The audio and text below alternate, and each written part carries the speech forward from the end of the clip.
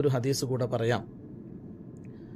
മൻ ദബ്ബ അൻ അർളി അഖീഹി, ആരെങ്കിലും ഒരു മുസ്ലിമായ സഹോദരൻ്റെ, ഒരു വിശ്വാസിയായ സഹോദരൻ്റെ അഭിമാനത്തെ തടഞ്ഞു നിർത്തിയാൽ, അഭിമാനം വ്രണപ്പെടുന്നതിനെ തടഞ്ഞാൽ, മറ്റൊരു ഹദീസിലെ വാചകം മൻ റദ്ദ അൻ അർളി അഖീഹി എന്നാണ്. രണ്ടിൻ്റെയും അർത്ഥം ഒന്നു തന്നെ.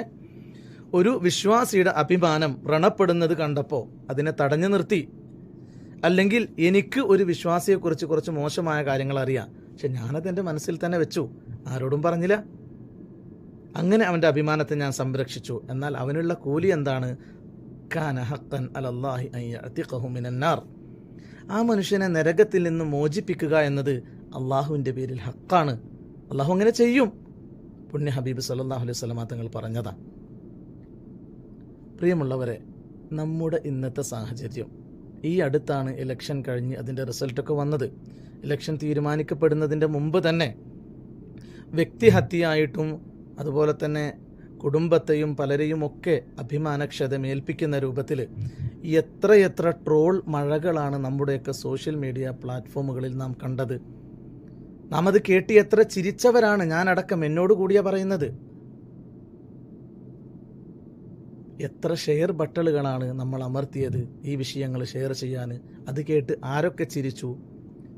ഈ ചിരിയിലും മറ്റുള്ളവർ കേട്ട് സംസാരിക്കുമ്പോഴും പറയപ്പെട്ട ആ മനുഷ്യൻ വിശ്വാസിയാണെങ്കിൽ അവൻ്റെ അഭിമാനം വ്രണപ്പെടുമ്പോൾ നമുക്ക് അല്ലാഹു സുബ്ഹാനഹു വ തആല കരുതി വച്ചിരിക്കുന്നത് മഹ്ശറയിലുള്ള അപമാനമാണെന്ന് മറക്കരുത്.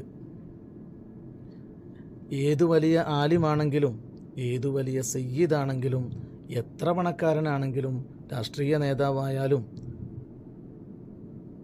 ഉസ്താദായാലും തങ്ങളായാലും ഒക്കെ പരിശുദ്ധ ഇസ്ലാമിൽ മറ്റൊരാളുടെ അഭിമാനം പറിച്ചു ചീന്താൻ ഒരു നിലക്കും അവകാശം നൽകുന്നില്ല. അത് എന്തിൻ്റെ പേരിലാണെങ്കിലും, രാഷ്ട്രീയമാണെങ്കിലും സംഘടനയാണെങ്കിലും മറ്റു കുടുംബ വൈരാഗ്യമോ വ്യക്തി വൈരാഗ്യമോ എന്താണെങ്കിലും മറ്റൊരു വിശ്വാസിയുടെ അഭിമാനത്തെ വ്രണപ്പെടുത്താൻ, വാക്കുകൾ കൊണ്ട് അഭിമാനം വ്രണപ്പെടുത്താൻ പറ്റൂല എന്ന് പറഞ്ഞാൽ പിന്നെ എന്തെങ്കിലും ഉപദ്രവിക്കലോ അല്ലെങ്കിൽ കൊന്നുകളയലോ അതൊക്കെ എത്രയോ മേലെയാണെന്ന് എല്ലാവർക്കും ചിന്തിച്ചറിയാലോ.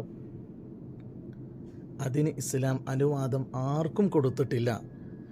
സയ്യിദ് പറഞ്ഞാലും ആലിം പറഞ്ഞാലും സാധാരണക്കാർ പറഞ്ഞാലും അള്ളാഹുവിൻ്റെ മുമ്പിൽ ചോദ്യമുണ്ടാകും. കുറച്ച് അറിവുള്ള ആളുകളാണ് പറഞ്ഞതെങ്കിൽ അവർക്ക് കൂടുതൽ അതിനുള്ള ശിക്ഷ ഉണ്ടാവും. അപ്പോൾ നാം മനസ്സിലാക്കേണ്ട ഒരു കാര്യം, നമുക്ക് ചിരിക്കാൻ വേണ്ടി മറ്റുള്ളവരുടെ അഭിമാനം നമ്മൾ വ്രണപ്പെടുത്തുമ്പോൾ നാം നമ്മുടെ കുഴിയാണ് തോണ്ടിക്കൊണ്ടിരിക്കുന്നത്.